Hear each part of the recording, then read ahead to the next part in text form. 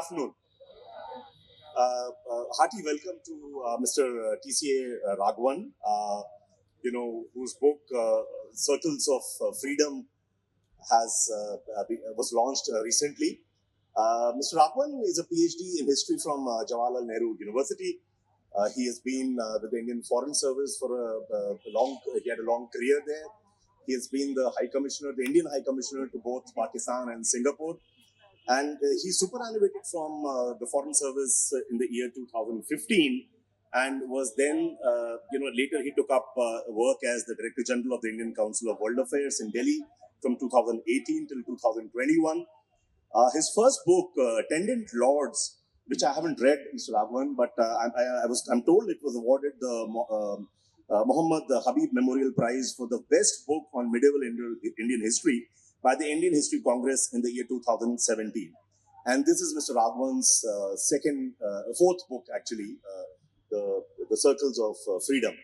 We all know, ladies and gentlemen, Indian freedom movement was the struggle for independence was never ever a monolith. There were millions of actors. There were lakhs of freedom fighters. Many freedom fighters actually shaped it, and not just the names that we all know: Mahatma Gandhi, Jawaharlal Nehru, Patel, Ambedkar, and so on. The names which we all know, we are familiar with.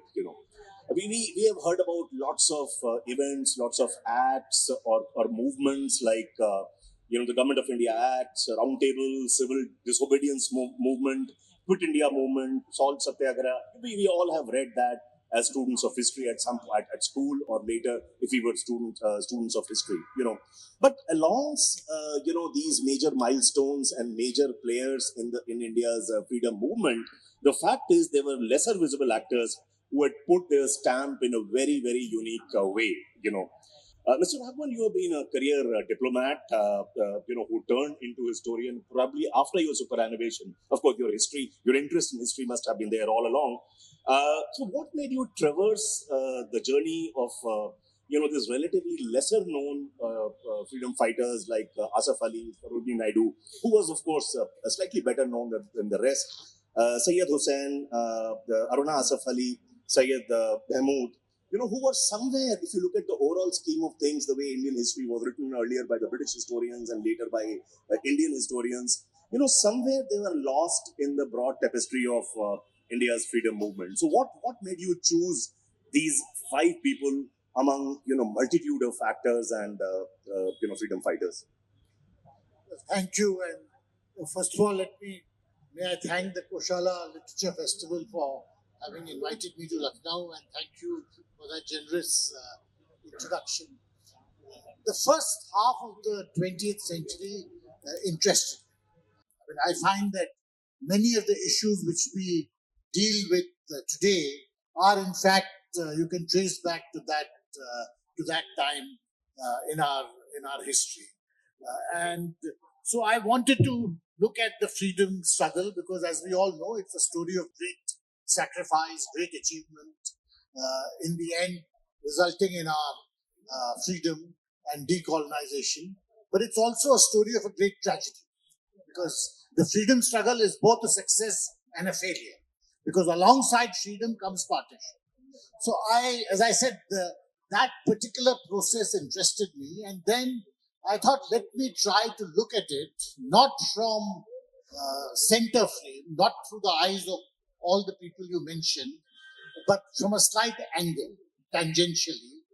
And I was lucky, I found this group of 4 people who were friends as young individuals, which is Sarojini Naidu, Asaf Ali, Syed Mahmood, and Syed Hussain. Aruna Asaf Ali comes later. But these 4 were together in London in the first decade of the 20th century. And they knew each other, and they were friends, and they did things together, the kind of things young people in London do. They went to art galleries, they went to restaurants, they went to parties. I thought, let me track their lives for the next 40, 50 years and see what happens to them, what happens to their friendship in the backdrop of what is happening in India, in the national movement, and in the growing communal polarization. So that was really the story. And it had all the ingredients of the national movement, really, because you have very powerful women who are constantly sidelined, which is Sarojini Naidu and to an extent Asaf. You have the Hindu-Muslim issue. You have these strong friendships between Hindus and Muslims. And Sarojini Naidu was someone who took great pride in having as many Muslim friends as possible. You have a Hindu marrying a Muslim, which was a conversation stopper then, as it would be now.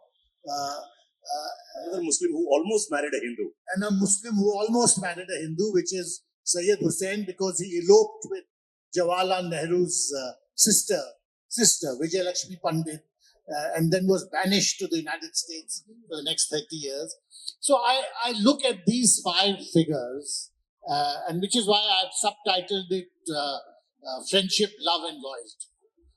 But the question is, what happens to friendship, what happens to love, and what happens to loyalty in the midst of this great anti-colonial struggle? Yeah, thank you. Very well answered, Mr. Raghavan. So I think taking a cue from whatever you just said about Hindu-Muslim unity. I mean, today we are a nation divided on the lines of religion. There is no doubt about that. And if you look at each of your characters, like Asaf Ali, for example, he was a Muslim, but he was a moderate Muslim. In the national movement, he was not fully trusted even by the Congress. And later he was outcast by his own community when he married, the Bengali Hindu girl, Aruna Ganguly, she was, right? Aruna Ganguly, who became Aruna Asaf Ali later, and she was quite a firebrand Hindu girl, and they married. The vivacious Sarojini Naidu, who advocated the cause of Hindu-Muslim unity like few others in the freedom movement, Sayyid Hussain and Sayyid Mahmood, journalists turned politicians or whatever you may call them, with their heart in the right place. And one of them, as you just described, almost married Jawaharlal Nehru's sister, Vijay Lakshmi Pandit, So, so are there any lessons in today's India, when you study these 5 characters out of freedom movement for Hindu-Muslim unity? Well, the interesting thing is that each of these individuals, especially Sayyid Mahmood, Asaf Ali, Sayyid Hussain, they belong to this category which were called nationalist Muslims. And as you said, they were stuck in the middle. They were distrusted deeply by the Muslim League. And at the same time, the Congress was slightly uncomfortable with them all the time. They saw them as some kind of a 5th column within the Congress. But I think the lesson from their lives, because what they stood for and ultimately failed in, was advocating compromise. And I think in India today, certainly thinking about compromise, thinking about moderating your positions to reach agreements with an opposing party is something which we can certainly engage with to a much greater extent than we do. It's otherwise difficult to draw lessons from history, because what has happened has happened, and you can't reverse that. But I think that history is not just what happened, because as I said, the first half of the 20th century is both a great success and a great failure. But alongside that, there are things which did not happen. And one of the things which did not happen were these group of individuals who were constantly, and there were others too. C. Rajgopalachari, for instance. I mean, the point which he was making from 1940, that you may disagree totally with Muhammad Ali Jinnah and with the Muslim League, but they are a fact of life. You have to deal with them. You cannot pretend that they don't exist. So I think this point about those who advocated compromise but failed is something which we can certainly study and maybe take lessons from. All right, thank you, Mr. Raghavan. So another thing that intrigued me was the love for poetry, love for literature, among some these friends, and especially Asaf Ali and Sarojini Naidu, and these two are perhaps the most prolific out of the 5 that you've profiled, the spark between them was united, or should I say ignited, by their passion for poetry. Asaf had a fascination for Urdu verse, Shero Shairi, and Sarojini Naidu was a celebrated poet herself, and she won critical acclaim for her book of poems called The Bird of Time, she even introduced Asaf Ali to Rabindranath Tagore when there was a celebratory event for Gitanjali that he wrote, which later fetched him a Nobel Prize. So this event in London, where he said that Asaf Ali is a fellow poet of Sarojini Naidu, So I think, this poetic bonding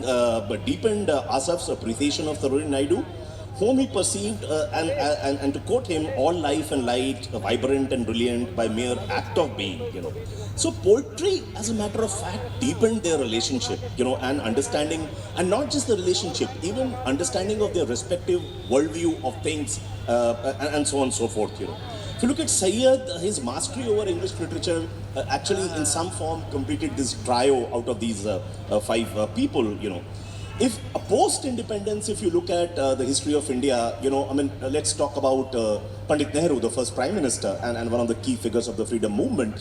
He wrote Discovery of India and a couple of more books, which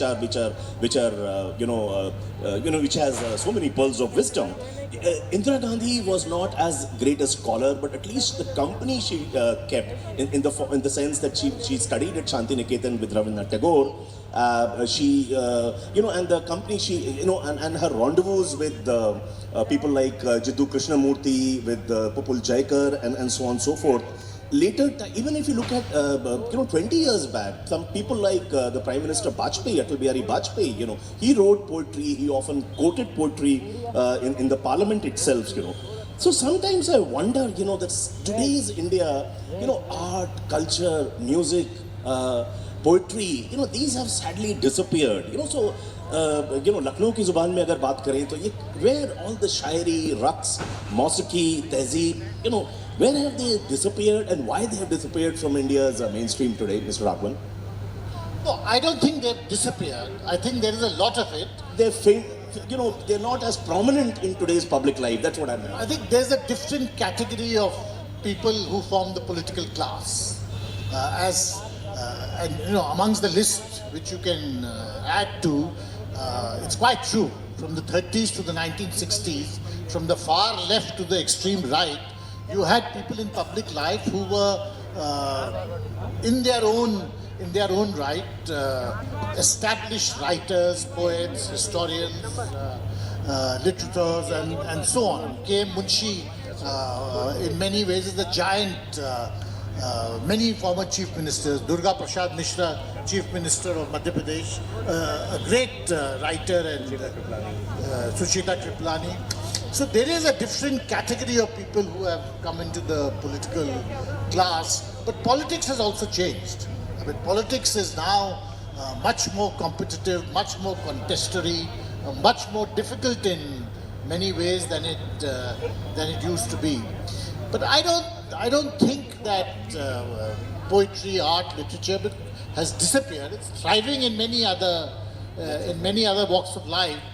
And if you look around the world today, I mean, you will in fact notice a similar phenomenon. I mean, you look at President-elect Trump and compare him to many others who have been presidents in the United States, you will certainly have that same kind of situation. But the point which you began with, which is about poetry being a unifying factor between Sarojini Naidu and Asaf Ali, and literature and the other, to some extent is true. But the real factor which led to that friendship was that these three young men, Muslim men, when they met Sarojini Naidu, they were completely bowled over by her. This was this very charming, vivacious, outgoing. She was, writing poetry, addressing public meetings in her early 30s, mother of 4 children, who took a great interest in having this court around her because she genuinely believed that the way to Hindu-Muslim unity is for there to be friendship between Hindus and Muslims. So they were completely bowled over. They were infatuated. Because nothing in their lives, and each of them came from very conservative social backgrounds, nothing had prepared them for someone like Sarojini Naidu. And I think that sentiment really is what underwrites the friendship.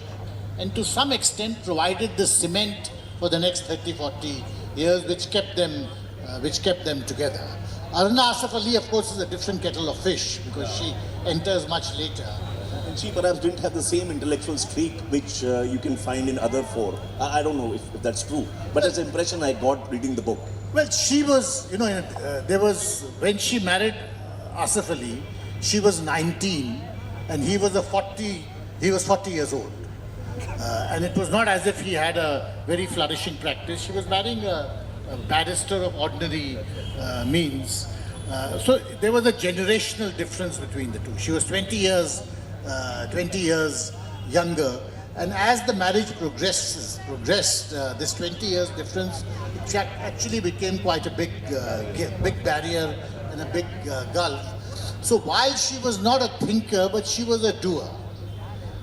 In fact, she was quite impatient with the amount of with legalities, with constitutional progress, with all the niceties with which many Congress people concerned themselves with. She was very impatient about that.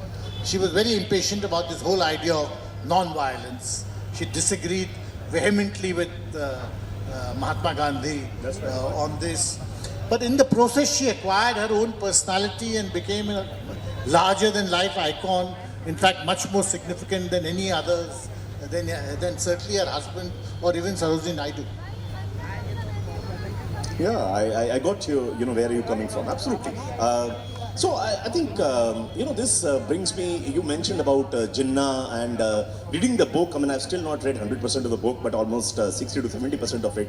Jinnah, I get a feeling, was in and out of this circle of friends. In certain ways, he became a part of it, but in more ways than one, he was not a part of it, So tell us something about their interface with Jinnah, and the contradictions there. Similarly, Syed almost got married to Jawaharlal Nehru's sister, Vijayalakshmi Pandit.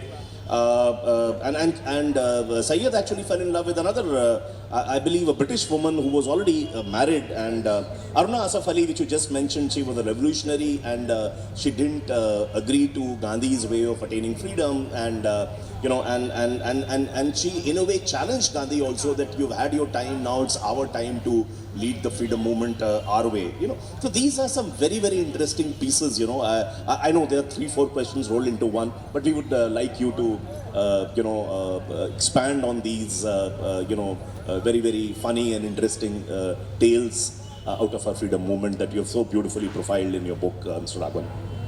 Well, Jinnah was, one of the great enigmas of the first half of the 20th century, because early till about 1920, he was spoken of as being the ambassador of Hindu-Muslim unity. Correct. And then he becomes the presiding deity of Muslim separatism. But, that period was a funny time because people changed, many others changed. You can look, for example, at the poet Iqbal. He's the one who wrote Sare Jahan Se Acha Hindustan Hamara. But later in his life, he becomes very much of a separatist poet. You can look at Bal Gangadhar Tilak, who began as very much of, people talk about him as being the first Hindutva politician. But in 1916, he reaches the pact with the Muslim League. You can look at Savarkar. Savarkar later on. Which pact are you referring to? The Lucknow pact, which was signed. I've seen the room here in Kaisarbagh where it was signed. So the Lucknow pact signed in this city between the Muslim League and the Congress, and who could have imagined that Tilak would be the main protagonist for it? And in fact, without his support, that agreement would never have been signed. Or you have Savarkar, who wrote about 1857, in which Hindus and Muslims are jointly fighting the British. But 20 years later, he has a different platform altogether. So people change. So with Jinnah, he was a great friend of Asaf Ali and of Sarojini Naidu early, let's say, till about 1920. But then as his politics started changing, their friendship also starts disintegrating. And so much so that in the 1930s when both he and Asaf Ali are members of the Central Legislature, Jinnah would not even call Asaf Ali to his house. Second time, Asaf Ali first he lost, I believe. Right? First time he lost, and he lost in Delhi, and then almost left the Congress, but met Aruna Asaf Ali, fell in love with her, married her, and that I think more or less bound him to the Congress for the rest of his life. So people change. I mean, these 4 or 5 people I've written about in the book, the interesting thing was to see how people change over the course of their lives, how friendships acquire a different texture, and how they are influenced by their wider environment. Correct. So may I now request, since the book is just here, any favorite few paras from the book which you feel an author is fond of each and every word and line written in the book, but anything which is of very special significance to you, very close to your heart, would you like to read that for our audience here?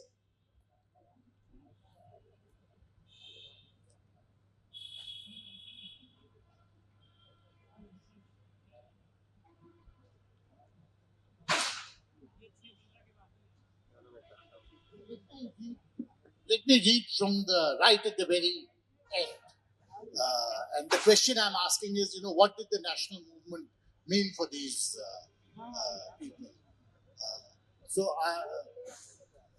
we can reasonably conclude that the choices that each of these 5 protagonists, Sarojini Naidu, Asaf Ali, Sayyid Hussain, Sayyid Mahmood, and Aruna Asaf Ali, exercised had much to do with the circle they found themselves embedded in, however accidentally. The influence of Sarojini Naidu in channeling the lives of a young Asaf Ali, Sayyid Hussain, and Sayyid Mahmood into the trajectory they took is evident. Equally for Sarojini herself, we can see that the many courts that surrounded her constantly strengthened her self-image as a bridge between Hindus and Muslims within the broader umbrella of the national movement. Aruna Asaf Ali's particular path of radical positions is inseparable from her unconventional marriage to a Muslim congressman who was himself in the thick of the freedom struggle. And then I go on to say a little later, but we can quite effortlessly imagine plausibly different trajectories for each of these individuals. Sarojini can easily be envisaged as an accomplished woman of letters, a leader of society in her native Hyderabad, or in an even wider field. Sayyid Hussain as a successful editor and journalist, Asaf Ali and Sayyid Mahmood as barristers with flourishing practices, and finally Aruna, steeped in different good causes, her unusual marriage itself a statement for an India yet to be. Yet such a secure conventional trajectory was evidently insufficient for all of them, when the opposing choice was to be part of the great fight of their times.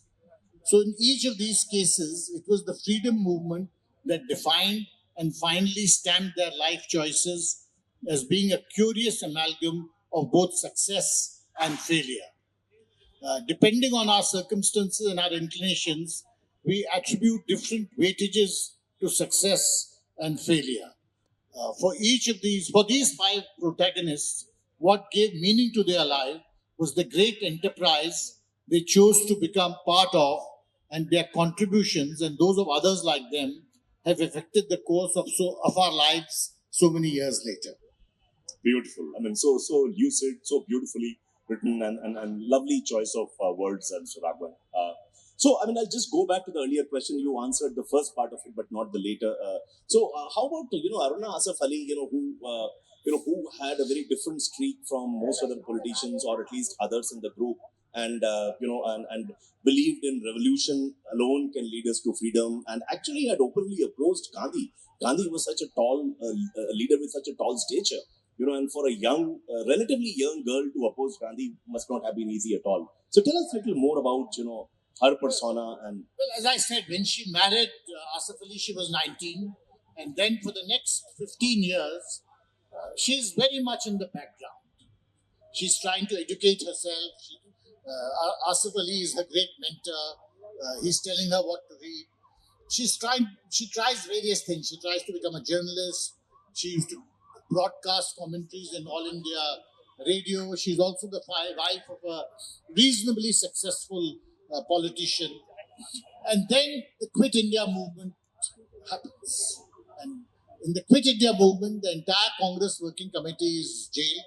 And for the next 3 years, the Congress Working Committee, which is Jawaharlal Nehru, Sardar Patel, Asaf Ali, Syed Mahmood, and many others are locked up in Ahmednagar Fort. And Aruna Asaf Ali goes underground. And for the next 3 years, much against her husband's wish, Gandhi's wish, and everyone is entreating her, please get arrested. Because there is a set pattern. The congressmen go to jail and their wives will also go to jail after them.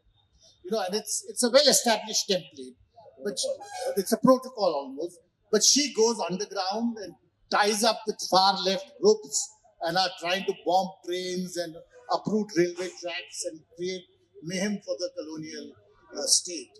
Now her husband disapproves, everyone disapproves of this, but she has acquired, a different kind of personality. So by the time the Quit India movement is over, she's a different person. Firstly, she has gripped the public imagination. And secondly, she feels that people like her husband or Mahatma Gandhi belong to the past. And there is a new generation of leaders who should take over. So her marriage, obviously, by then is more or less, they remain married, but it has become more and more a formality. But her politics has also changed completely. So how in the course of that 4 or 5 year period, a different political personality emerges is also a part of the Aruna Asaf Ali marriage. Of course, today's generation knows Aruna Asaf Ali by the road that you have in Delhi named after her. Syed, literature festivals are all about not just about content but about spice and juice as well. So tell us a little more about Syed, who almost who fell in love with Vijay Lakshmi Pandit, the sister of Jawaharlal Nehru, and that also would have been a Hindu-Muslim marriage had it fructified. And later, when that didn't happen, fell in love with an English woman. Tell us something about that spicy part of the Mahmood, along with Asaf Ali, they returned from England around 1915, 1916. Asaf Ali then becomes a lawyer or a barrister in Delhi, while Syed Mahmood, he's a gifted writer. So he is employed by a very prominent newspaper of the time, the Bombay Chronicle, in 1917. He's an assistant editor in the Bombay Chronicle. But in 1919, Motilal Nehru wants to start a newspaper in Allahabad. So he asks the editor of the Bombay Chronicle that, can you loan me Syed Hussain for 2 years or 3 years? And Syed Hussain moves to Allahabad, where, because he doesn't find suitable accommodation, he lives in Motilal Nehru's house. And there he meets... Swaraj Bhavan or Anand Bhavan? I think at that time it is Anand Bhavan. Where he meets Vijay Lakshmi Pandit. At that time she's Sarup Nehru. They fall in love and elope. Now, it's an extraordinary situation, because what Motilal Nehru does is he immediately summons Mahatma Gandhi to his assistance. That something has to be done about this. And both Mahatma Gandhi and Motilal Nehru come to the conclusion that this has to be stopped. I mean, there's absolutely no question. So Swarup Nehru, later Vijay Lakshmi Pandit, is banished to Sabarmati Ashram. And she has to eat vegetarian food. She writes bitterly about it. This is a kind of penance to which Mahatma Gandhi has subjected her to. And Syed Hussain is sent off to the US. And he's told that you will be a kind of ambassador of the Indian National Congress in the United States. And is not allowed to come back for 30 years. And by the time he comes back, it's actually a sad story, because when you lead a diasporic existence for 30 years, you're totally cut off from what is happening. And while his friends, Asaf Ali and Sayyid Mahmood and Sarojini Naidu have moved on in life, they've become, they've stood for elections, they've been to jail. Sarojini Naidu has been president of the Indian National Congress. They are all members of the Congress Working Committee. But Sayyid Hussain is out of all this. I mean, he's someone in the US pamphleteering about Indian freedom, talking about Mahatma Gandhi, but it's a more limited and somewhat diminished role. But it's how, just one particular event changed the entire course of his Life and political career also. and political career. Interesting. I must recommend to all of you to read this book. And Mr. Raghavan, these books are available at the Universal Bookseller stall just behind you. And Mr. Raghavan has very kindly agreed to sign the books also. I have some questions, beyond this book also. But let this be my last question on this book. The amazing bond of friendship which existed, among these five people, these five great freedom fighters, is some kind of a testament to the enduring power of friendship, love, loyalty, and mind you, this is not today's India, where resources are there, infrastructure is there. There were not adversity. The entire environment was such. Nobody knew when we will eventually become independent. And at several places in the book, their difference of opinion also comes alive clearly.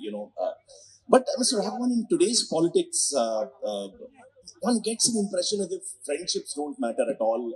Enmity does. Only blind loyalty matters, devoid of any intellectual streak. All that matters is a mindless pursuit for power and money, pelf. Sometimes I get a feeling, I don't know whether you'll agree with me or not, that perhaps the lives of these freedom fighters, were perhaps wasted to give rise to today's India, which has an entire cadre of professional politicians, and most of them, if not all, are devoid of any principles and values and just go on to capture power and remain important and amass, huge hoard of money. Well, I'm not so critical. This is a question outside the syllabus. I know. But I'm not so critical. I think the nature of politics has changed. India has changed. But most of all, we cannot go back to that time when the country is, defined by a single narrative of freedom from colonial rule.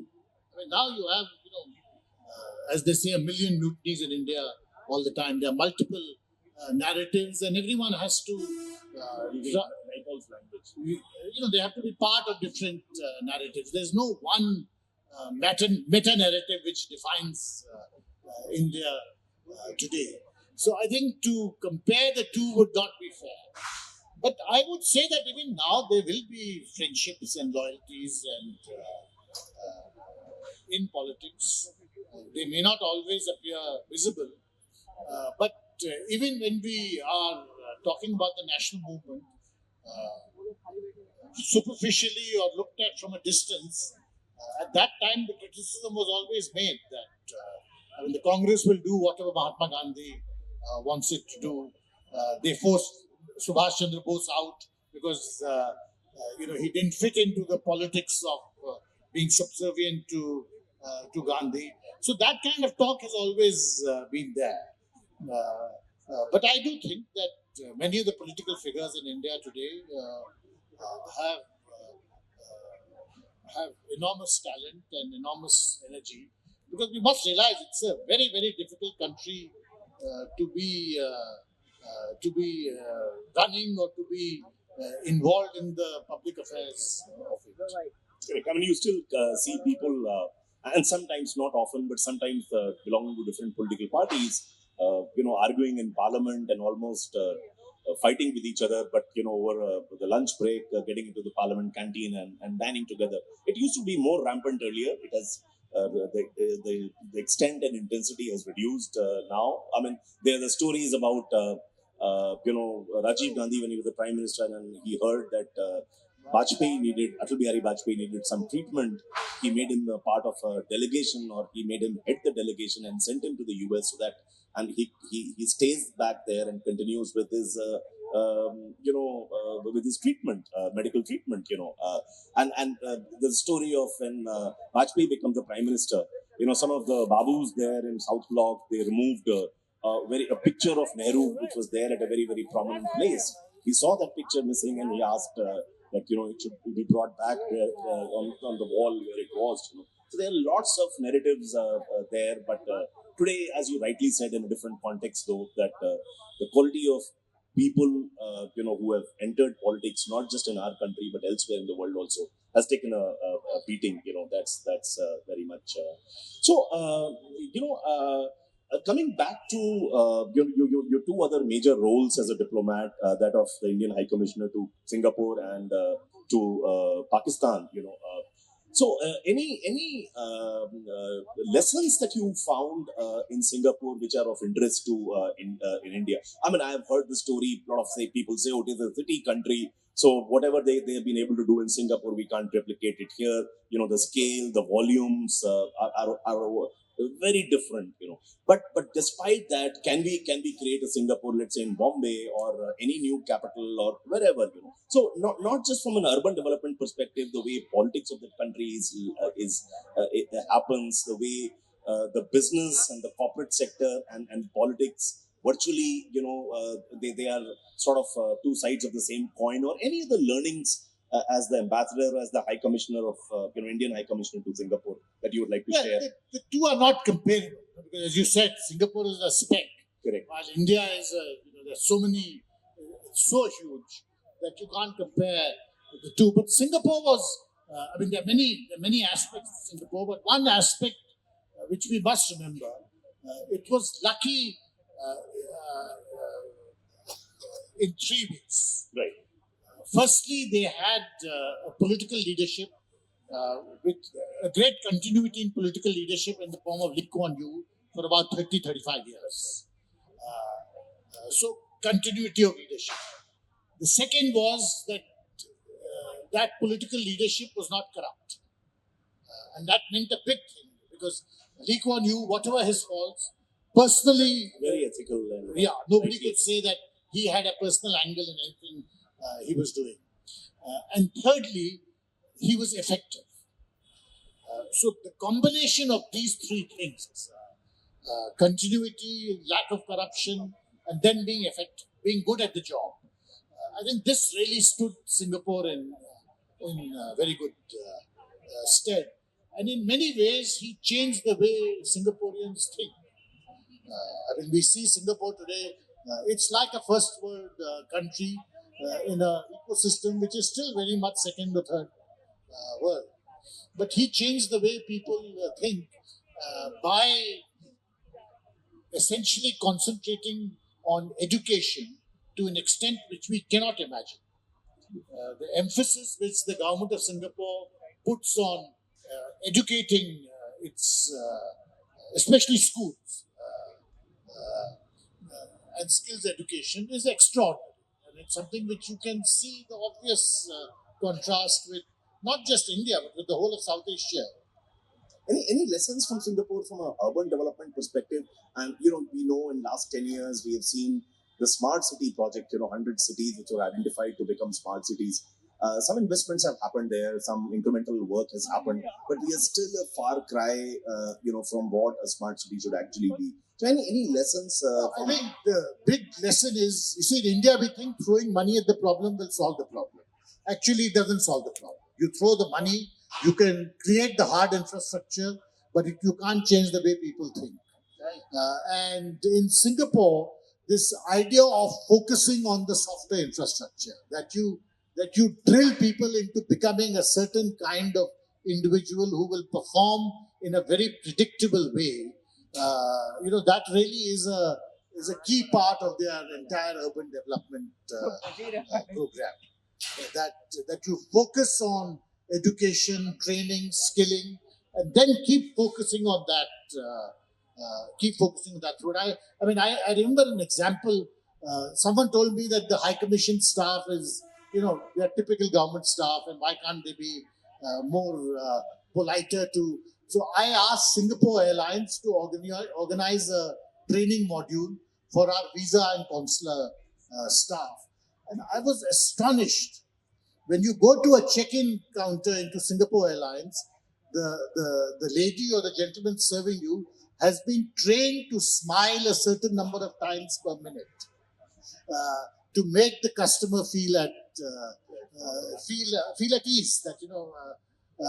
So I think that kind of focus on the softer aspects, not on the hard infrastructure, which their view is that anyone can put up hard infrastructure. If you have engineers, you put up hard infrastructure. But how to train people so that they become an integral part of that infrastructure, I think is something which we can learn from a great deal. Thank you. So I have one last question, shifting my focus to Pakistan, a country where he has worked as the Indian ambassador, Indian High Commissioner.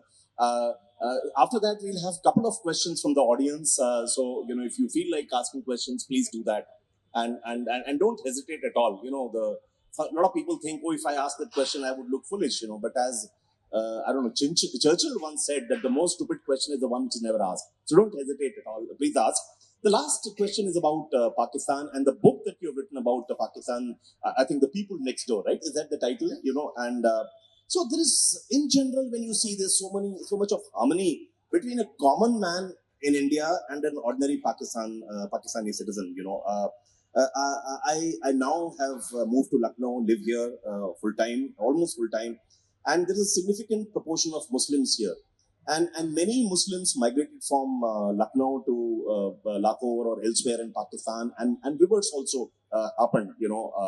See, now the visa regime has become more stringent. It is not that easy to go. But I remember during my childhood, schooling years, and so on and so forth, there was a to and fro flow of traffic, people between Pakistan and especially Lahore and Lucknow, Islamabad and Lucknow, and so on and so forth. So I have seen people, Pakistani people, who are so courteous, hospitable, and respectful to each other. And the same holds good for Indians as well. So what do you think, at the political level, what is the root cause for a deep acrimony that you see everywhere? Is it just the partition of India where the scars are yet to be healed? Or there are some other reasons also because of which there is so much of acrimony between nations, whereas there's almost none between people, Is it the Pakistani army? Is it their brand of politicians or the religious leaders or something else? What? And you've spent almost 3 years there, right? No, I lived in Pakistan for almost 7.5 years. Oh, that's a long enough period to understand the politics of that nation and what is causing such a deep... No, the India-Pakistan problem is not a people-to-people problem. It's an interstate problem. So if you bring Indians and Pakistanis together, there's never any problem because they're not talking about problematic issues. You're talking about cricket, you're talking about poetry, you're talking about music, you're talking about food, about clothes. There's no problem in those areas. But by common consent, almost instinctively, Indians and Pakistanis, when they get together, will not talk about Kashmir. They won't talk about terrorism because it will lead to a certain acrimony in that meeting itself. The issue is not a people-to-people issue. The issue is a state-to-state issue. And you're quite right. I think partition played one role. But thereafter, after every 10 years, there's been something which has added to the partition scar. In 1960, you had the 1965 war, which we still think is Pakistan trying to stab us in the back. You have 1971, creation of Bangladesh, and Pakistan thinks India broke us up. Then you have Kargil, you have the attack on Parliament, you have Mumbai. So every decade, there is more scar tissue which has accumulated. So it's not an easy interstate problem to solve. I think we have to wind up. Just give me two more. Any questions? If somebody wants to ask. Yeah. Amitabh, you want to ask? Yeah. So, TCA Raghavan, it's so lovely to have you here. And Jayant talked about the spice and the juice in a literature festival. I think it's We also have spice and juice in our cuisine. Talking about the historical characters in the Nehru household, I always wondered why Sarup Rani, Swarup Rani's daughter, was called Sarup, and then later her name changed to Vijay Lakshmi Pandit. So, what was that one event? Perhaps you answered it. Maybe it was that period where she fell in love with this Muslim gentleman, and then perhaps for penance she was made to change her name. Or maybe I'm absolutely No, wrong. the name was changed when she got married To Ranjit. to Ranjit Pandit. And I think Ranjit Pandit's family, maybe it was an astrologer, for whatever reason, they suggested the new name of Vijay Lakshmi. Yeah, yes, please. Thank you, sir. Sir, I also have a question regarding name also. The title of the book. Where are you sitting? Just a minute. Who's asking? Yeah, all right. Yeah. Okay, the lady's turn, but okay, we'll come to her also. Sir, you have given the title The Person Next Door or People Next Door. People Next Door. What prompted you to give this title for such a country which we don't like to talk about? Because there are people next door. Well, there are people next door. No. What I mean, the question is, they do live in our neighbors, but do they deserve to be called like this, the people next door? I Because think I- so. I think so. You know, there are two. One is, I think they are people. I don't think we should demonize them. The second is, as Mr. Vajpayee said, you can't ignore the people next door. You know, but for better or for worse, they are next door. Yeah, but Vajpayee also said that we can't change the geography, but we can the history. So is that an effort, your book is an effort to change that history, or just a new perspective between the relation between the two countries? It's What not- the book aims? No, a book doesn't aim to change history. I think very few books would aim to change history. The book aims to tell the story of India-Pakistan relations in the way I understood. Thank you.